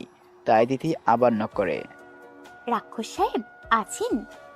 এবারও কোনো সারা শব্দ নেই। ওই গেল রে এটা। উফ, দূর, দাঁড়িয়ে থাকতে ভালো লাগছে না, ভেতরে গিয়ে চলে আসি। তিথি আস্তে করে ভিতরে চলে যায়। টেবিলের উপর কফিটা রেখে এসে আসতে যাবে, তখনই পাশ থেকে একটা কিছু আওয়াজ পায়। তাকিয়ে দেখে অর্নিল শাওয়ার নিয়ে মাত্র বের হলো। চুল দিয়ে টপ টপ করে পানি পড়ছে অর্নিলের। তিথি ভালোভাবে তাকিয়ে দেখে অর্নিলের গায়ে কিছুই নাই। তিথির চিৎকার শুনে অর্নিল জলদি যেয়ে তিথির মুখ চেপে ধরে। এই মেয়ে, এই সকালে চেঁচাচ্ছ কেন? অর্নিল তিথির মুখ চেপে ধরায়। তিথি কিছু বলতে পারছে না। কি হয়েছে, এমন করছো কেন? তিথি চোখের ইশারায় অর্নিলকে তার মুখ থেকে হাত সরিয়ে নিতে বলে। অর্নিল বুঝতে পেরে হাত সরিয়ে নেয়। আল্লাহ বাঁচাইছো, আর একটু হলে মরে যাইতাম। পাটা পাটা হাত দিয়ে আমার মুখ চেপে ধরেছে। উফ, নিঃশ্বাসও নিতে পারছিলাম না। এই বলে তিথি এক দৌড়। এই মেয়েটা একদম বাচ্চাদের মতন করে, কবে যে ঠিক হবে। এই সকাল সকাল 2বার ক্রাশ খেলাম, হায়। তিথি কফি খেয়ে ওয়াশরুমে চলে যায় শাওয়ার নিতে। শাওয়ার নিয়ে এসে তিথি ড্রয়িং রুম টেবিলের সামনে চলে যায় রেডি হওয়ার জন্য। আম্মা, আপা আপনারা ডাকতেছে খাওয়ানোর জন্য। আচ্ছা আমি আসতেছি। আর আন্টি, তুমি আমাকে আপনি বলো না তো, তোমার মায়ের বয়সী আমি। আচ্ছা আম্মা, আর বলবো না। এবার জলদি নিচে আসো কেমন? এই তো এক্ষুনি যাচ্ছি আমি। শিখা চলে যাওয়ার একটু পরেই তিথিও নিচে যায়। তিথি যাওয়ার আগেই সবাই ডাইনিং টেবিলে বসে পড়েছে। গুড মর্নিং মামুনি। অর্নিলের আম্মুর কথা শুনে অর্নিল তিথির দিকে তাকায়। তিথি আজকে জামদানি কাপড় লাল রঙে 3 পিস পরেছে, সাথে ম্যাচিং করা হিজাব আর চুড়ি। এই মেয়ে আমাকে জানে মারার প্ল্যান করেছে, বুঝতে পারছি। ইস, এত কিউট কেন তিথি তুমি? অর্নিল তিথিকে দেখতে এতই ব্যস্ত ছিল যে তিথি যে তার অপোজিট সাইডে এসে বসেছে সেদিকে তার কোনো খেয়ালই নাই। সে এখন অবধি ওই সিঁড়ির দিকে তাকিয়ে আছে গালে হাত দিয়ে। কিরে অর্নিল, সিঁড়ির দিকে এইভাবে কি তাকিয়ে রয়েছিস? অর্নিল তার আম্মুর কথা শুনে সামনে তাকিয়ে দেখে তিথি মিটমিট করে হাসছে। না, ওই কিছু না, ভাবছি সিঁড়ির কার্পেটটা চেঞ্জ করতে হবে। 1 সপ্তাহ আগে তো চেঞ্জ করলি, কি বলছিস এসব? মাথা ঠিক আছে তোর? অর্নিল আর কিছু না বলে খাওয়া শুরু করে। খাওয়া শেষ করে তিথি অর্নিলের বাবা অফিসের জন্য বেরিয়ে যায়। অর্নিলের অফিসে যেয়ে সোজা কেবিনে চলে যায়, আর তিথিও চলে যায় নিজের কেবিনে। তিথি আজকে ফার্স্ট ডে অফিস, আর এর আগে 2 দিন আসলে কারোর সাথে পরিচয় হয়নি, না কোনো কাজও হয়েছে। সবাই তিথির সাথে পরিচয় হতে এসেছে। অর্নিল কেবিনে এসে বসে সিসিটিভির মাধ্যমে সবাইকে দেখছে। তিথির রুম থেকে সবাই চলে যায় এক এক করে, কিন্তু রাকিব যায় না। রাকিব তিথির কলিগ। তিথিও রাকিবের সাথে হেসে হেসে কথা বলছে। অনেকক্ষণ হয়ে গেল, তবুও তিথি থামছে না, আর রাকিবও যাচ্ছে না। এদিকে অর্নিলের এসব দেখে মাথায় আগুন জ্বলছে এখন। রেগে অর্নিল তিথির কেবিনে ডেকে পাঠায়। আসবো? এই মেয়ে, কি সমস্যা তোমার? কেন, কি হয়েছে?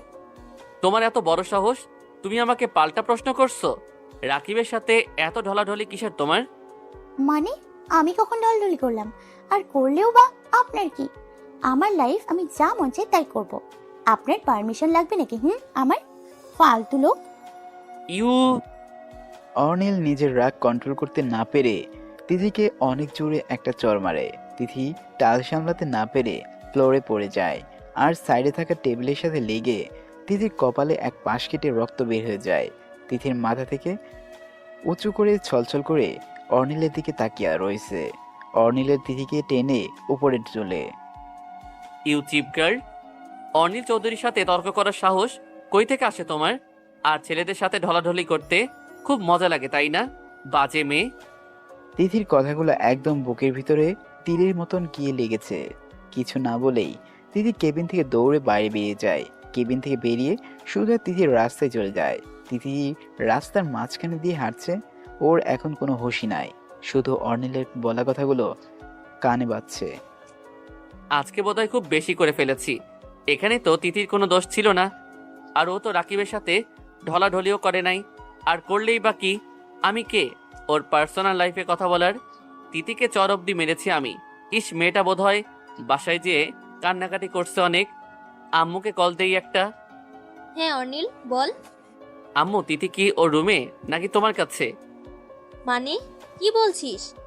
ও তো তোর সাথে অফিসে গেল, আমার কাছে বা বাড়িতে আসবে কেমন করে? হোয়াট? তিথি বাড়িতে নেই? না তো, কিন্তু কি হয়েছে? অর্নিল আর কিছু না বলেই কল কেটে দিয়ে বাইরে যেয়ে গাড়ি নিয়ে বেরিয়ে পড়ে। শিট, কি করলাম এটা আমি? কোথায় খুঁজবো আমি এখন তিথিকে? কার কাছে যাব আমি? কি করব? উফ, মাথায় কিচ্ছু আসতেছে না। অর্নিল ড্রাইভ করছে আর এদিকে তাকিয়ে তিথিকে খোঁজার চেষ্টা করছে। প্রায় 1 ঘন্টার মতন খোঁজার পরেও অর্নিল তিথিকে কোথাও খুঁজে পেল না। অনেক গাড়ি গিয়ে আবারও অফিসে গেল। বাবা, বাবা। কি হয়েছে অনিল? তোমাকে তো অস্থির লাগছে কেন? বসো এখানে, বলো কি হয়েছে। বাবা, বসার টাইম নেই। কি হয়েছে সেটা তো বলো। বাবা, আমি তিথিকে কোথাও খুঁজে পাচ্ছি না। প্লিজ বাবা, তিথিকে এনে দাও তুমি আমার কাছে, প্লিজ। কোথাও পাচ্ছ না মানে? তিথি মামুনি তো আমাদের সাথে অফিসে এলো। অর্নিল সকালের সব ঘটনা তার বাবাকে খুলে বলে। কি করেছো তুমি এগুলো অনিল? ও ঠিক কাজ করনি তুমি। আই নো বাবা, তুমি একবার তিথিকে আমার কাছে ফিরিয়ে দাও পাপা। আমি আর কখনো এমন করব না তিথির সাথে, প্লিজ বাবা। ওঠো অনিল, শান্ত হও। তুমি টেনশন করো না, আমি যেভাবে পারি তিথি মামুনিকে খুঁজে নিয়ে আনবই। সত্যি বাবা, তুমি এনে দিবে তিথিকে আমার কাছে? হ্যাঁ আব্বু, দেব। তুমি চলো আমার সাথে। আর দিশাকে কল করো, ওকে আসতে বলো এখানেই। হ্যালো রিশা। হ্যাঁ দা ভাই, বলো। রিশা, তুই এখনই আমার অফিসে আয়। কি হয়েছে দা ভাই? Anything wrong? তোকে যা বলছি তাই কর। অর্নিল এই বলেই কল কেটে দেয়। অফিসের সব স্টাফদের মিটিংয়ের রুমে নিয়ে ডেকে অর্নিল প্রতিটা স্টাফকে জিজ্ঞেস করে অর্নিল তাদের মধ্যে কেউ তিথিকে দেখেছে কিনা, কিন্তু সবারই উত্তর একই, তারা কেউ দেখে নাই তিথিকে। অর্নিলের প্রচন্ড রাগ উঠতেছে, কি করব কিছুই মাথায় আসতেছে না। দা ভাই, কি হয়েছে? তুই এসে গেছিস? অর্নিল একে একে সব ঘটনা বলে রিশাকে। দা ভাই, তুই একদম চিন্তা করিস না, আমি তিথিকে যেভাবেই হোক খুঁজে বের করব। হ্যাঁ অনিল, তুই টেনশন করিস না, মাথা ঠান্ডা কর। দা ভাই, তুই তিথির একটা ছবি সেন্ড কর তো, তিথিকে খুঁজতে হেল্প করবে এটা আমাদের। তিথির অজান্তে অর্নিল তিথির একটা ছবি তুলে নেয় যেদিন তিথি ইন্টারভিউ দিতে আসছিল। তিথির ছবি রিশাকে সেন্ড করে। সবাই অফিস থেকে বের হয়ে যায় তিথিকে খোঁজার জন্য। অফিসে অর্নিল পুরো ঢাকা শহরে তুলপার করে ফেলেছে তিথিকে খুঁজতে খুঁজতে। এদিকে রিশাও তিথিকে সব জায়গায় খুঁজছে, সাথে অর্নিলের বাবাও। সন্ধ্যায় শিখা, কি যে হলো কিছুই মাথায় আসছে না। সারাদিনে কেউ একটা কল করলো না। আমি এতবার কল দিলাম, কেউ রিসিভ করছে না। টেনশন হচ্ছে খুব। সব ঠিক আছে তো? আপা, আপনি চিন্তা করিয়েন না। মনে হয় অফিসের কাছে সবাই ব্যস্ত, তাই কল রিসিভ করছে না। এরই মধ্যে অর্নিল বাসায় আসে। অর্নিলকে দেখে অর্নিলের আম্মু অবাক হয়ে গেছে। এলোমেলো চুল পুরো শরীরে ধুলোবালি দিয়ে ভরে গেছে, মুখটাও কেমন ফ্যাকাশে লাগছে। অনিল, কি হয়েছে তোর আব্বু? বল আমাকে, বল কি হয়েছে? আম্মু, তিথি। তিথি? কি হয়েছে তিথির, বল। অনিল, বল না। দেখ, আমার টেনশন হচ্ছে। আম্মু, তিথিকে কোথাও খুঁজে পাচ্ছি না। আমার তিথি আম্মু, কই চলে গেল আমার তিথি? আম্মু, আমার তিথিকে তুমি এনে দাও আম্মু। অর্নিল তার আম্মুকে জড়িয়ে ধরে কাঁদতে কাঁদতে বলছে, আম্মু, আমার তিথি কোথায় হারিয়ে গেল? আমি কিভাবে খুঁজবো তিথিকে? আমার জন্য এত কিছু হলো। অনিল, আব্বু শান্ত হ, তুই কান্না করিস না। তিথি ফিরে আসবে, তুই শান্ত হ। তিথি! তিথি বলে চিৎকার করার সাথে সাথে অর্নিলে অজ্ঞান হয়ে যায়। অর্নিলের আম্মু আর শিখা কোনো রকম ধরে অর্নিলের রুমের বেডে নিয়ে যায়। আপা, আপনি কাঁদেন না। আমি সাহেবরে এক্ষুনি ফোন দিতাছি। হ্যালো সাহেব, আপনি জলদি বাড়িতে আসেন। অর্নিল বাবা জ্ঞান হারাই ফেলছে, জলদি আসেন। শিখার কল কেটে দিয়ে অর্নিলের বাবা জলদি বাসায় আসে। রাইমা, অর্নিলের কি হয়েছে? ডাক্তারকে কল করেছিলে? হ্যাঁ, করেছিলাম। ডক্টর এসে অনিলকে চেক আপ করে গেছে। বলেছে অতিরিক্ত টেনশনের কারণে সেন্সলেস হয়ে গেছে। তুমি তিথি মামুনির কোনো খোঁজ পেয়েছো? না, পাইনি। রিশাকে কল করেছিলাম, রিশাও পাচ্ছে না। কি হবে এখন? তিথি মামুনি কই চলে গেল? আর অর্নিলকেই বা কি বলবো যখন ওর জ্ঞান ফিরবে? কেঁদো না, কিছু হবে না। তিথি মামুনিকে আমরা ঠিকই খুঁজে বের করব। ফুপি, দা ভাই কেমন আছে এখন? রিশা মা, তুই আসছিস? তিথির কোনো খোঁজ পেলি? তিথি কোথায় আছে? না ফুপি, আমার পুরো পুলিশ টিম কাজ করছে তিথিকে খোঁজার জন্য, কিন্তু এখন অবধি কোনো খোঁজ পাইনি। কি করব এখন আমরা? ফুপি তুমি কেঁদো না, পেয়ে যাবো তিথিকে। তিথি! তিথি! তিথি কই তুমি তিথি? ফুপি, দা ভাইয়ের সেন্স আসছে, কি যেন বলছে দেখো। রিশার ডাক শুনে অর্নিলের আম্মু আর বাবা দৌড়ে অর্নিলের রুমে আসে। তিথি! অনিল, শান্ত হ তুই, এমন করিস না আব্বু। তিথি! আমার তিথিকে পেয়েছো তোমরা? কোথায় ও? কেউ কোনো কথা বলছে না, শুধু একে অপরের মুখের দিকে তাকিয়ে আছে। রিশা, বলছিস না কেন? কই আমার তিথি? আসলে দা ভাই, মানে কি ইয়ে মানে শুরু করছিস? বল, আমার তিথি কোথায়? দা ভাই তুই শান্ত হ, আমরা সবাই মিলে দিদিকে খুঁজে বের করব, তুই টেনশন করিস না দা ভাই। খুঁজে বের করব মানে? খুঁজে বার করব এর মানে কি রিশা? দা ভাই, আমার পুরো টিম মিলে শহরের প্রতিটা অলিগলি খুঁজছে, কিন্তু তিথিকে কোথাও খুঁজে পাইনি। আমাদের ধারণা হয়তো তিথির কোনো অ্যাক্সিডেন্ট হয়েছে, তার জন্য এখন আমরা সব হসপিটালে যেয়ে তিথিকে খুঁজতেছি। তুই টেনশন করিস না, একটু শান্ত হয়ে বস। আই প্রমিসড ইউ দা ভাই, আমি তিথিকে খুঁজে বের করবই, যেভাবেই হোক। অর্নিল চুপ করে যেয়ে বেডের এক কোণায় বসে পড়ে। আমি একা থাকতে চাই। অর্নিলের কথা শুনে সবাই রুম থেকে বের হয়ে যায়। রিশা, তুই তিথিকে যেভাবে হোক খুঁজে নিয়ে আয়। আমি এইভাবে আমার ছেলেটাকে কষ্ট পেতে দেখতে পারছি না। যে কোনো কিছু একটা করে তিথিকে খুঁজে বের কর রিশা। ফুপি, তুমি একটু ধৈর্য ধরো, তিথিকে ঠিকই খুঁজে বের করবো আমরা। একটা মেয়ে কোথায় আর যাবে বলো? তুমি বসো এখানে। শুনছো? ভাইয়া আর ভাবিকেও তো খবর দিতে হবে। একটা কল করে আসতে বলো তাদের। কল দিয়ে কি বলবো আমি রাইমা? যে তিথি হারিয়ে গেছে, আমাদের ভরসায় তারা তিথিকে আমাদের কাছে দিয়ে গেছে। এখন কি বলবো আমি? কিছু করারও তো নাই, তিথির ফ্যামিলির কাছে এই কথা লুকাতেও পারবো না আমরা। আপনি বরং কল করে আসতেই বলেন, সবাই মিলে খুঁজলে হয়তো আরো তাড়াতাড়ি পেয়ে যাব। অর্নিলের বাবা গিয়ে তিথির বাবাকে কল করে আসতে বলে, কিন্তু তিথির ব্যাপারটা বলে না। ওরা কালকে সকালে ট্রেনে চলে আসবে। উফ, মাথায় প্রচন্ড রকমের যন্ত্রণা হচ্ছে। কোথায় আমি? Doctor, doctor! তন্ময়ের চিৎকার শুনে ডক্টর আর নার্স তাড়াতাড়ি করে কেবিনে ঢুকে। ডক্টর, ওর সেন্স ফিরছে, একটু দেখেন প্লিজ। হ্যাঁ দেখছি। ডক্টর, ও এখন ঠিক আছে তো? হ্যাঁ এমনি তো ঠিক আছে, কিন্তু মাথায় প্রচণ্ড রকমের আঘাত পেয়েছে।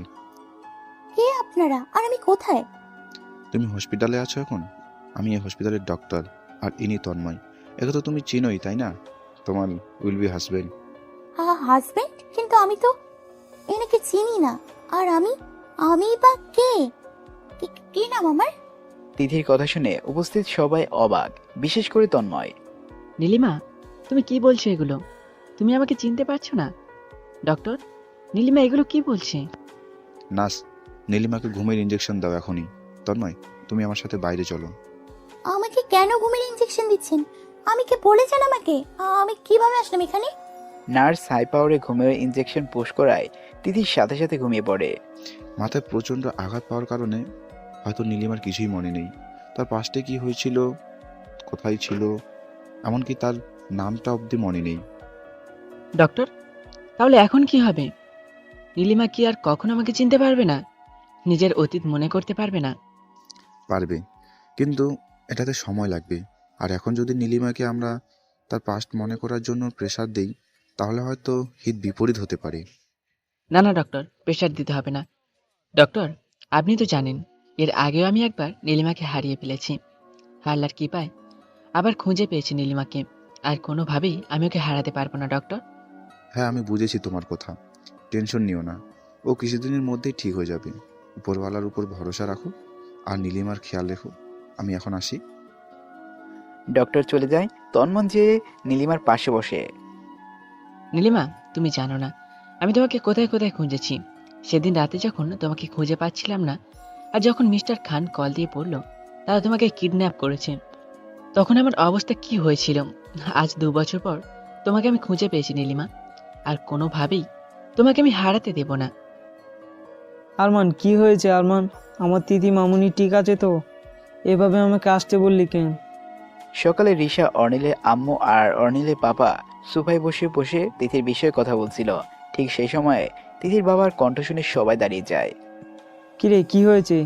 তোদের সবাই এমন দেখাচ্ছে কেন? ভাবি, কি হয়েছে আমার তিথির? তিথি কই?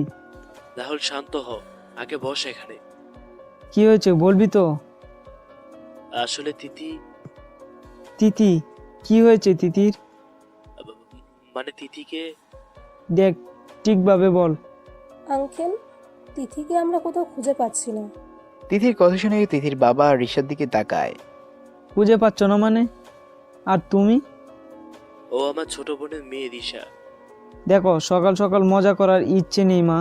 তিথি কোথায় বলো? আঙ্কেল, আমি মজা করছি না, তিথিকে আসলেই কেউ খুঁজে পাচ্ছি না।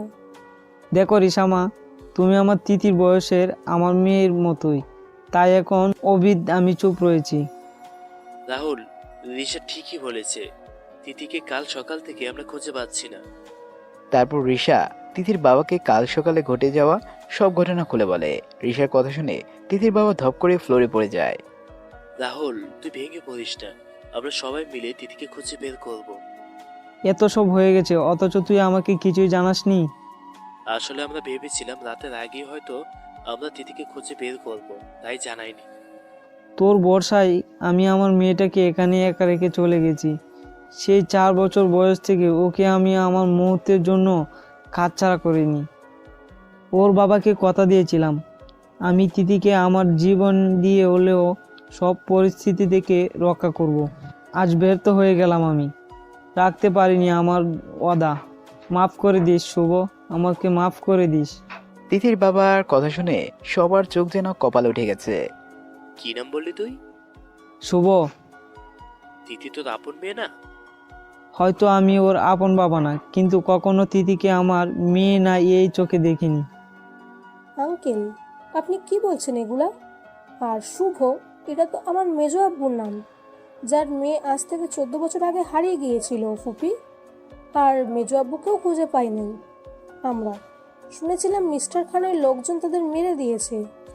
রিশার কথা শুনে তিথির বাবাই আরো বেশি অবাক হয়ে যায়। উপস্থিত কারোর মুখে কোনো সারা শব্দ নাই, সবাই চুপ। শুভ আমার বেস্ট ফ্রেন্ড ছিল। আজ থেকে 14 বছর আগে শুভ আর বাবি মিস্টার কান নামক কেউ আক্রমণ করেছিল।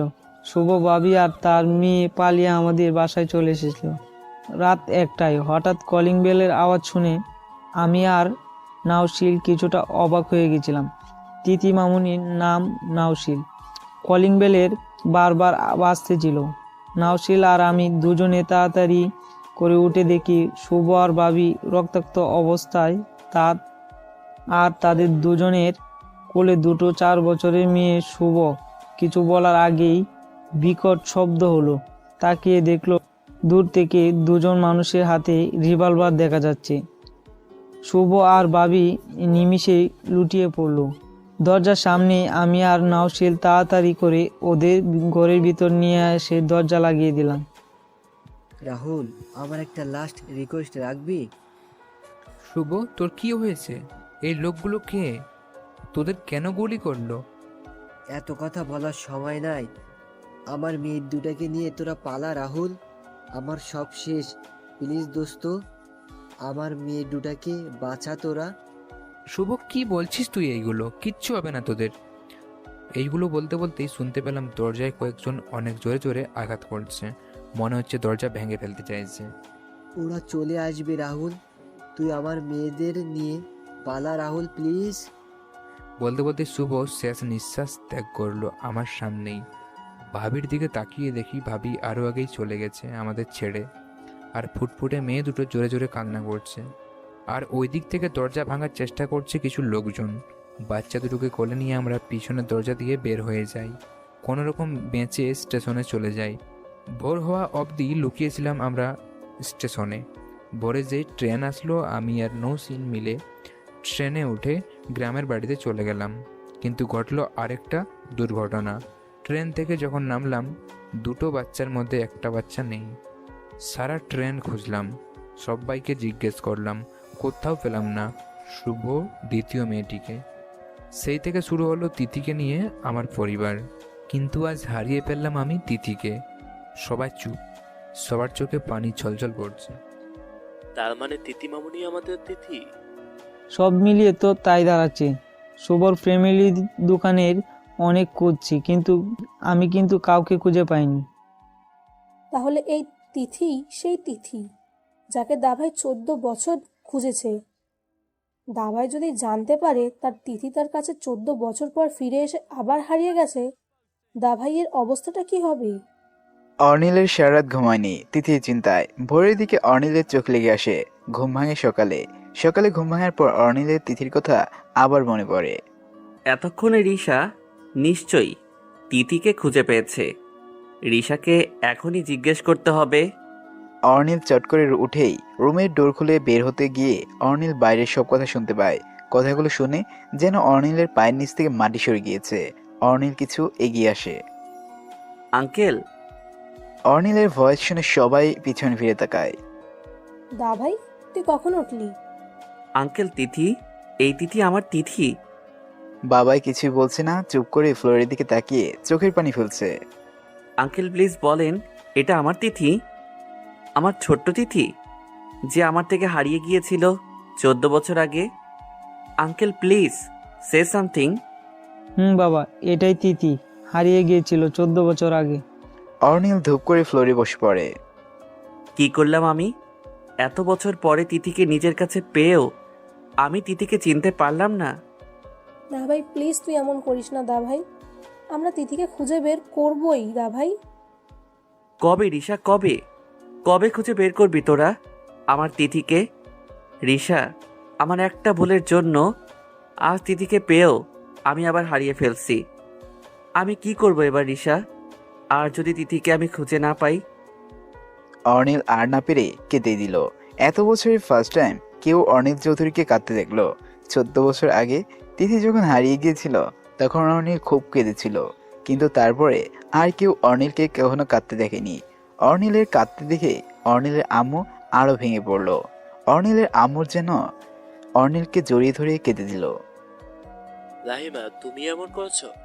তুমি তো সব বুঝছো রাহিমা, তুমি কেন এমন করছো? হ্যাঁ ফুপি, তুমি যদি এভাবে ভেঙে পড়ো তাহলে কিভাবে হবে? আর দা ভাই তুই তুই তো অনেক বুদ্ধিমান। তুই যদি এইভাবে ভেঙে পড়িস তাহলে তিথিকে খুঁজবো কিভাবে আমরা বল? ওঠ জলদি, তিথিকে খুঁজতে যাব আমরা, যেভাবেই হোক খুঁজে বের করবই। রিশা কথা শুনে অর্নিল উঠে দাঁড়ায়। হ্যাঁ চল, আমি আমার তিথিকে খুঁজে বের করবই। হ্যাঁ চল। আমরাও যাবো, দাঁড়াও। রাহুল চল। অর্নিলের আম্মু বাদে সবাই বের হয়ে যায়। রিশার ধারণা তিথি কোনো হসপিটাল আছে, তাই সবাই আলাদা আলাদা হসপিটালে থেকে তিথিকে খুঁজতে চলে যায়। হাই পাওয়ারের ঘুমের ওষুধ দেওয়ায় তিথির কাল আর ঘুম ভাঙেনি। ঘুম ভাঙলো সকালে। সকালে তিথি উঠে দেখে তন্ময় তার পাশে একটা চেয়ারে বসে হেলান দিয়ে ঘুমিয়ে পড়েছে, আর এক হাত দিয়ে তিথির এক পা হাত চেপে ধরে রেখেছে। লোকটাকে দিয়ে হচ্ছে সারারাত ঘুমায়নি, চোখে মুখে কেমন ক্লান্তির ছাপ। কিন্তু আমি এখানে কিভাবে আসলাম? কি হয়েছিল আমার? আমার কিছু মনে পড়ছে না কেন। উফ, মাথায় প্রচন্ড ব্যথা হচ্ছে। বলতে বলতে তিথি তন্ময়ের হাত থেকে হাত সরিয়ে নিজের মাথায় রেখে নড়া লেগে তন্ময়ের ঘুম ভেঙে যায়। একে নীলিমা, তুমি ঘুম থেকে উঠে পড়েছো? কখন উঠেছো? এখন কেমন লাগছে তোমার? তিথি ফ্যাল করে তন্ময়ের দিকে তাকিয়ে আছে। মনে হচ্ছে তিথির খুব কাছের কেউ হবে হয়তো, যে তিথির খেয়াল রাখেন অনেক। তিথিকে অনেক চুপ থাকতে দেখে তন্ময় কিছুটা ভয় পেয়ে যায়। নীলি, কিছু বলছো না কেন? হ্যাঁ ভালো লাগছে, একটু আগে উঠেছি। তিথি স্বাভাবিকভাবে কথা বলায় তন্ময় বেশ খুশি হলো। আচ্ছা, তুমি বসো, আমি তোমাকে ফ্রেশ করার জন্য নার্সকে ডেকে দিচ্ছি। তন্ময় বাইরে গিয়ে একটা নার্স পাঠিয়ে দেয় তিথিকে ফ্রেশ করিয়ে দেওয়ার জন্য। ফ্রেশ করানো হয়ে যাওয়ার পর তন্ময় আবার কেবিনে যায়। তিথিকে একটা 3 পিস পরানো হয়েছে, চুলগুলো খোপা করানো, সামনে পিছনে কিছু চুল গালে এসে পড়েছে। সাদামাটা সাজেও তন্ময়ের কাছে তার নীলিমাকে অপূর্ব লাগছে। তন্ময় মুচকি হেসে তিথির কাছে গিয়ে বসে। একটা কথা বলবো, যদি কিছু মনে না করেন? হ্যাঁ নীলি, বলো। আমার আসলে খিদে পেয়েছে। এটা এভাবে বলতে হয় নীলি? কাল তো সারাদিন কিছুই খেতে পারোনি, খিদে লাগারই কথা। দাঁড়াও, আমি খাবার নিয়ে আসছি তোমার জন্য।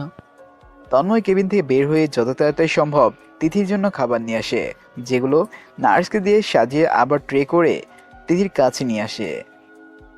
এই তো মহারানী, আপনার খাবার হাজির। এগুলো কি?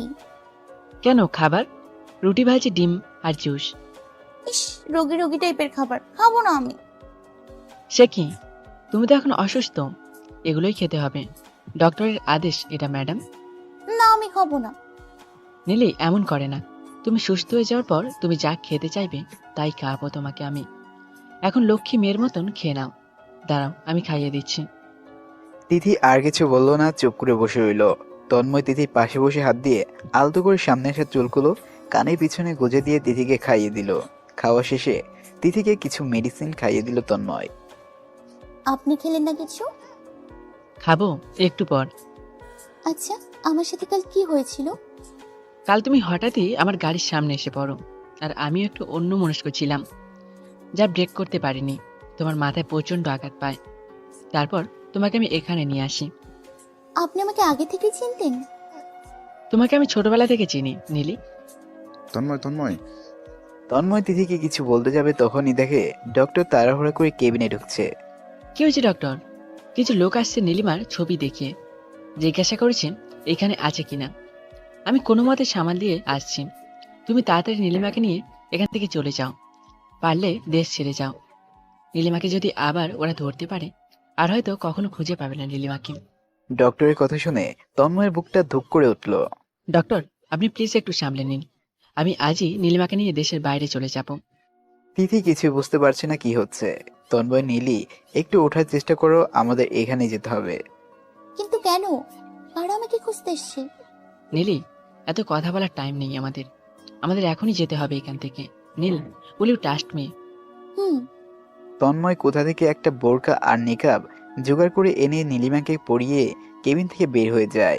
অর্নিলের পাশ দিয়ে তন্ময় তিথিকে নিয়ে বাইরে চলে যায়। তিথি তখন অর্নিলের পাশ দিয়ে যাচ্ছিল, তখন অর্নিলের হার্ট খুব দ্রুত বিট করছিল।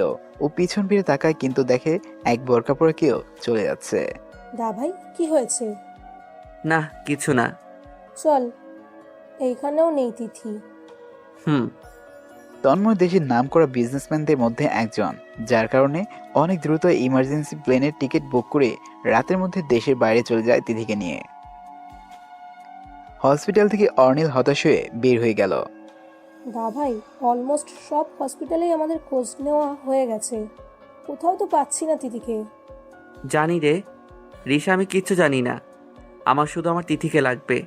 এত বছর আর আমি তিথিকে খুঁজে পেলাম, নিজের দোষে আবার হারিয়ে ফেললাম। তোর এইভাবে রিয়াক্ট করা উচিত হয়নি। যাই হোক, এগুলো বাদ দে, চল দেখি আর কোনো হসপিটালে বাকি আছে কিনা। রিশা আর অর্নিল আবার গাড়ি নিয়ে বেরিয়ে পড়ে। তন্ময় আর তিথি রাতের মধ্যেই সিঙ্গাপুরে পৌঁছে যায়। আপনি আমাকে দেশের বাইরে কেন নিতে যাচ্ছেন? আর যারা আমাকে খুঁজতে এসেছিল তারা কে? রিসর্টে কিসের রিপোর্ট? আমরা আগে এখানেই থাকতাম, এখানেই আমাদের বিজনেস ছিল। তুমি আর আমি মিলে সামলাতাম সবটা। মানে? তোমার মেমোরি লস হয়ে গেছে, যার জন্য তোমার কোনো কিছু মনে নেই। তিথি আর কিছু বলল না, চুপ করে রইল। কিছুক্ষণের মধ্যেই তারা তন্ময়ের বাসায় পৌঁছে যায়। তিথি তাকিয়ে দেখলো বেশ বড় একটা জায়গার মধ্যে বেশ বাড়ি। পুরো বাড়িটা কাচের তৈরি, দেখতে ভালো লাগছে। তিথি তন্ময়ের সাথে ধীরে ধীরে বাড়ির ভিতরে প্রবেশ করে। তিথিদের ভিতরে আসতে দেখেই একজন ভিতর লোক এগিয়ে আসে। চাচা তোমাকে কতবার বলেছে তুমি তোমার বাসায় চলে যাও? না গো, এ বাড়ির উপর মায়া পড়ে গেছে। এটা বাদ দাও, নীলিমাকে কোথায় পেলে তুমি? আর নীলিমার মাথায় কি হয়েছে? সে অনেক কথা চাচা, খিদে লেগেছে, খেতে দাও। হ্যাঁ দিচ্ছি। নীলিমা মা, কেমন আছো তুমি? চাচা পরে বলবো সব, শুধু জেনে রেখো ওর মেমোরি লস হয়ে। কি বলো এগুলো? তোমরা হাত মুখ ধুয়ে আসো, আমি খাবার ব্যবস্থা করেছি। নীলিমা ডান পাশের রুমটা তোমার, তুমি চেঞ্জ করে ফ্রেশ হয়ে আসো। কিন্তু উনি কে? উনি অনেক বছর ধরেই আমাদের বাসায় কাজ করে, বাবার পর তিনি আমাকে আগলিয়ে রেখেছে। এইটুকু বলে তন্ময় নিজের রুমে চলে যায়। তিথিও নিজের রুমে চলে আসে। কাবার্ড থেকে একটা লং 3 পিস নিয়ে সেটা পরে বের হয়ে আসে। তন্ময় ফ্রেশ হয়ে খাবার টেবিলে বসে রয়েছে তিথির জন্য। নীলি, ফ্রেশ হয়েছে তোমার? তাহলে খেতে আসো।